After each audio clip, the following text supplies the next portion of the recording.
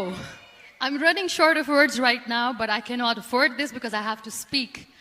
Thank you so much for all the love, for all the warmth. Thank you for accepting me. Thank you very much.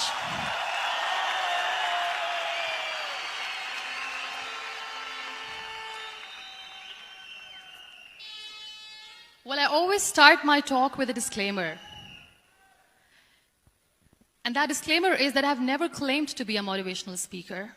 Yes, I do speak, but I feel more like a storyteller because wherever I go, I share a story with everyone. Well, it is a story of a woman whose perfectly imperfect life made her who and what she is today. It's the story of a woman who, in pursuit of her dreams and aspirations, made other people realize that if you think that your life is hard and you're giving up on that because you think your life is unfair, think again. Because when you think that way, you are being unfair to your own self. It's the story of a woman who made people realize that sometimes problems are not too big. We are too small because we cannot handle them.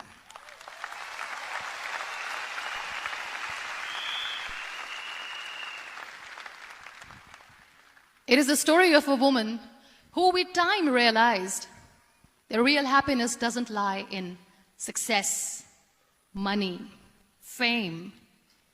It lies within. Real happiness lies in gratitude. So I am here and I'm going to share the story of that woman. That is my story. The story of gratitude.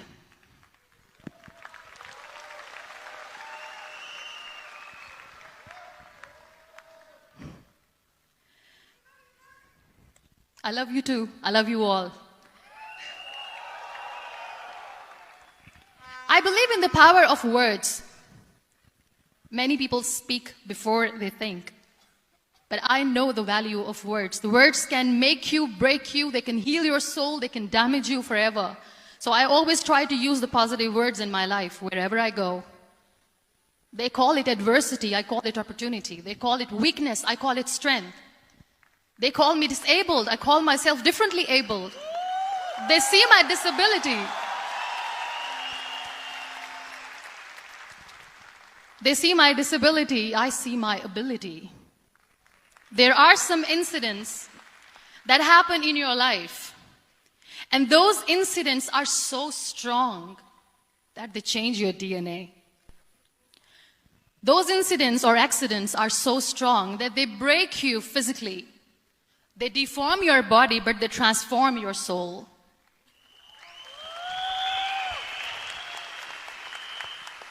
Those incidents break you, deform you, but they mold you into the best version of you.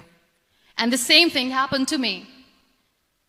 And I'm going to share what exactly happened to me. I was 18 years old when I got married. And this thing I'm sharing for the very first time on an international level. I was 18 years old when I got married. I belonged to a very conservative family, a Baloch family, where good daughters never say no to their parents. My father wanted me to get married. And all I said was, if that makes you happy, I'll say yes. And of course, it was never a happy marriage. Just about after 2 years of getting married, about 9 years ago, I met a car accident. Somehow my husband fell asleep and the car fell in the ditch. He managed to jump out, saved himself. I'm happy for him. But I stayed inside the car and I sustained a lot of injuries. The list is a bit long. Don't get scared. I'm perfectly fine now. Radius ulna of my right arm were fractured. The wrist was fractured. Shoulder bone and collarbone were fractured. My whole rib cage got fractured. And because of the rib cage injury, lungs and liver were badly injured.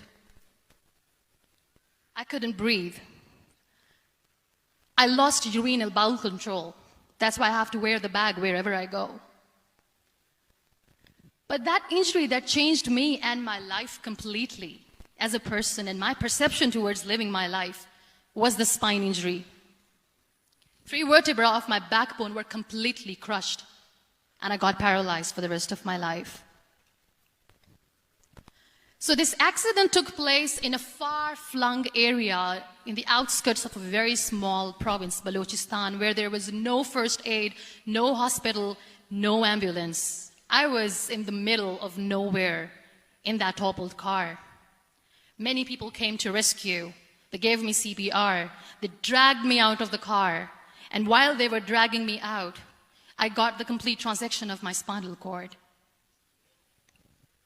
And now there was this debate going on. Should we keep it here? She's going to die. Where should we go? There is no ambulance. There was this 4-wheeler Jeep standing in the corner of the street. They said, put her in the back of the Jeep and take her to the hospital, which is 3 hours away from this place. And I still remember that bumpy ride. I was all broken. They threw me at the back of the Jeep and they rushed me to the hospital. That is where I realized that my half body was fractured and half was paralyzed. I finally ended up in a hospital where I stayed for 2.5 months. I underwent multiple surgeries. Doctors have put a lot of titanium in my arm. There's a lot of titanium at my back to fix my back. That's why people in Pakistan call me the Iron Lady of Pakistan.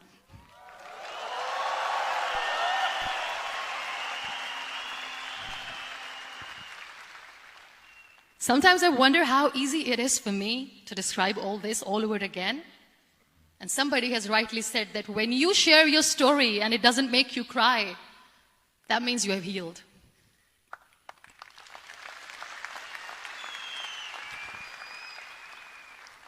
Those 2.5 months in the hospital were dreadful. I will not make up stories just to inspire you. I was at the verge of despair. One day, doctor came to me and he said, well, I heard that you wanted to be an artist, but you ended up being a housewife. I have a bad news for you. You won't be able to paint again because your wrist and your arm are so deformed, you won't be able to hold a pen again. And I stayed quiet.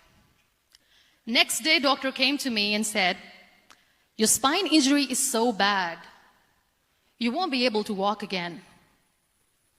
I took a deep breath and I said, it's all right. The next day, doctor came to me and said, because of your spine injury and the fixation that you have in your back, you won't be able to give birth to a child again. That day, I was devastated. I still remember, I asked my mother, why me? And that is where I started to question my existence. Why am I even alive? What's the point of living? I cannot walk, I cannot paint, fine. I cannot be a mother. And we have this thing in our heads, being women, that we are incomplete without having children. I am going to be an incomplete woman for the rest of my life. What's the point? People are scared. They think I will get divorced. What is going to happen to me? Why me? Why am I alive? We all try to chase this tunnel. We all do this because we see light in the end of the tunnel, which keeps us going. My dear friends, in my situation, there was a tunnel that I had to roll on, but there was no light. And that is where I realized that the words have the power to heal the soul. My mother said to me, this too shall pass. God has a greater plan for you. I don't know what it is, but He surely has.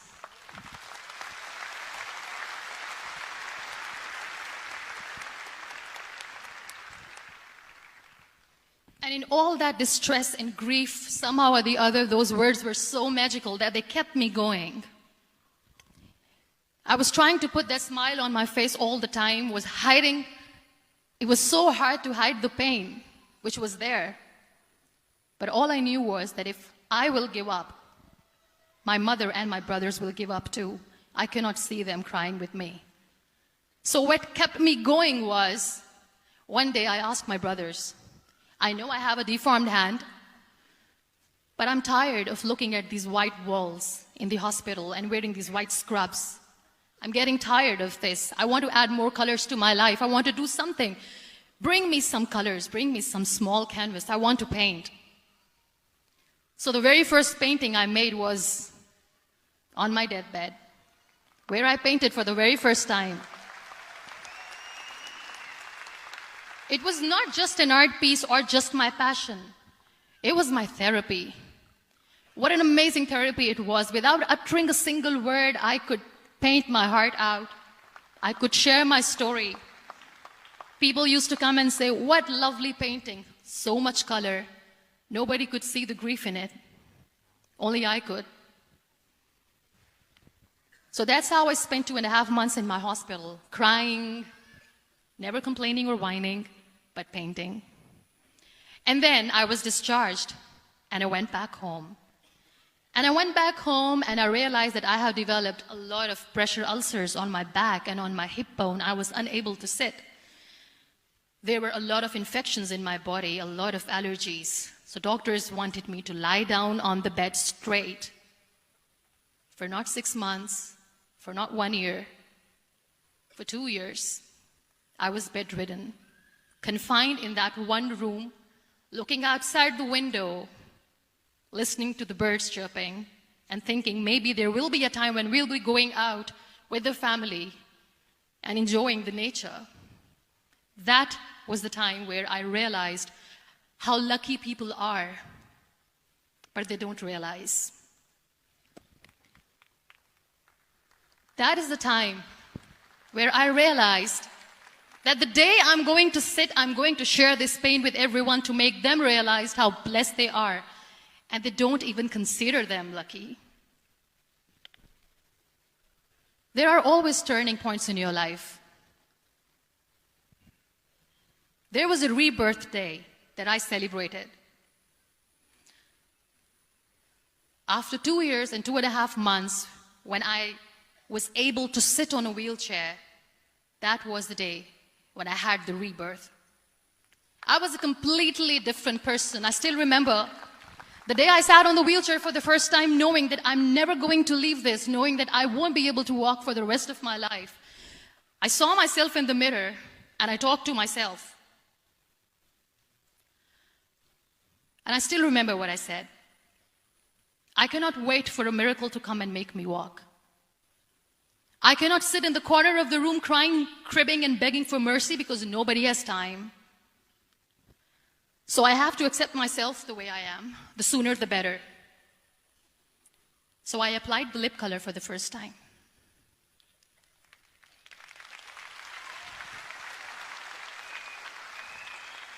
And I erased it. And I cried. And I said, what am I doing? A person on a wheelchair should not do this. What will people say? Clean it up. Put it again. This time I put it for myself. Because I wanted to feel perfect from within.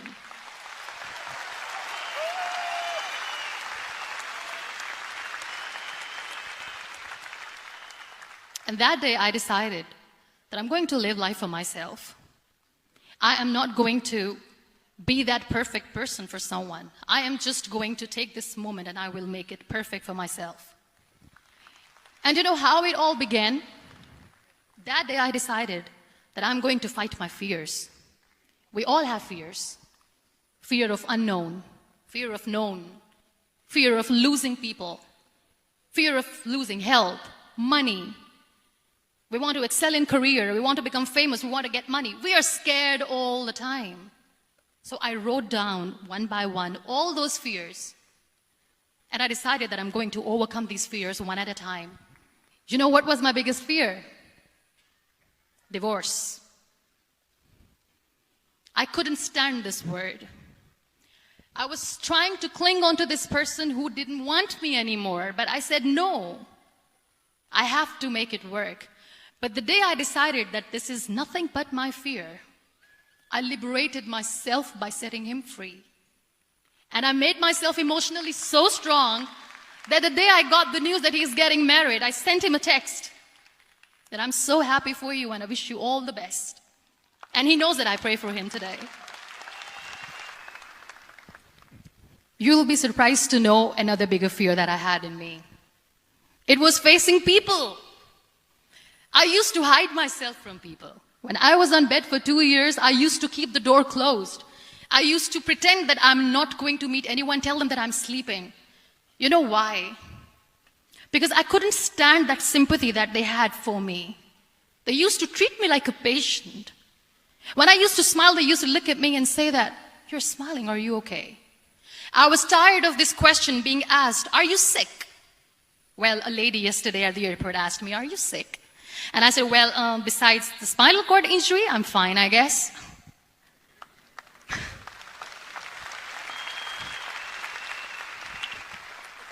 But those are really cute questions. They never used to feel cute when I was on the bed. So I used to hide myself from people, knowing that, oh my God, I'm not going to see that sympathy in their eyes. It's all right. And today I'm here speaking to all these amazing people because I have overcome the fear. So when you accept yourself the way you are, the world recognizes you. It all starts from within. Thank you. I became the National Goodwill Ambassador for UN Women Pakistan, and now I speak for the rights of women, children. We talk about inclusion, diversity, gender equality, which is a must. I was featured in BBC 100 Women for 2015. I'm one of the Forbes 30 under 30 for 2016. And it all didn't happen alone. You all are thriving in your careers. You have bigger dreams and aspirations in life. Always remember one thing.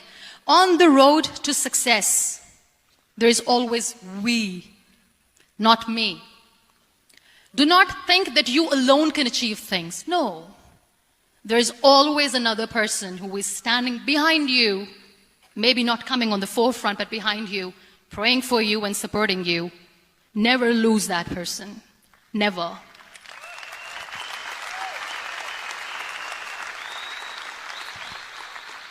No matter how much I say that I couldn't find a hero, so I became one, I still want to recognize those 3 people in my life who literally changed my life completely, and I get inspiration from them every single day.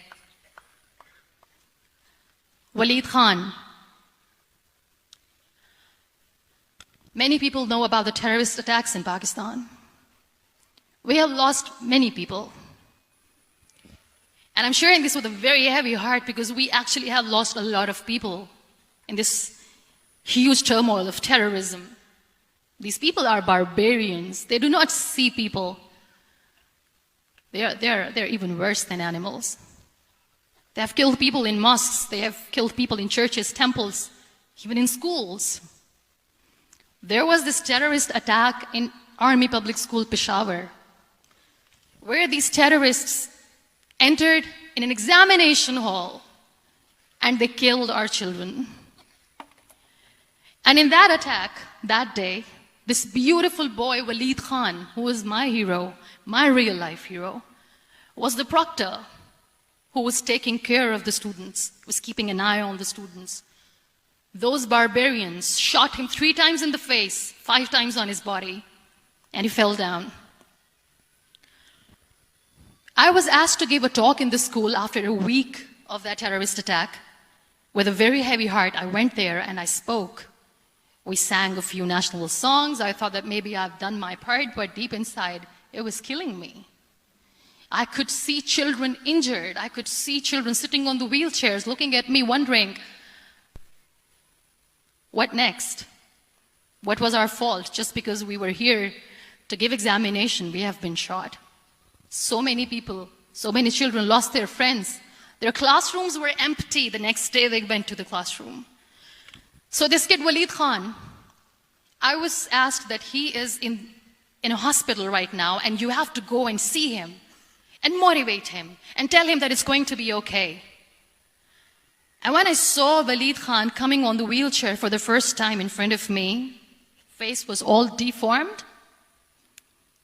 His leg was fractured, his arm was fractured. He couldn't talk, he lost his teeth. He cannot sneeze, he cannot smell. He cannot eat. And I kept thinking, what should I say?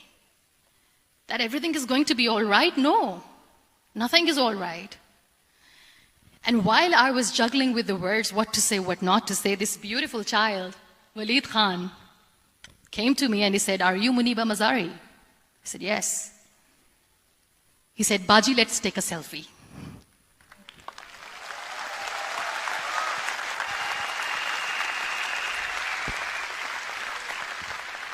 And with that beautiful toothless smile of Walid Khan, we took that beautiful selfie that I still have with me.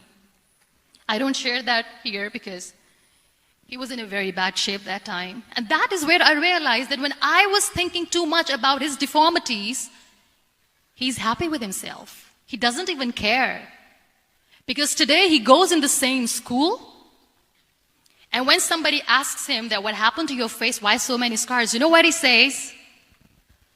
"These scars are my medals and I wear them with pride."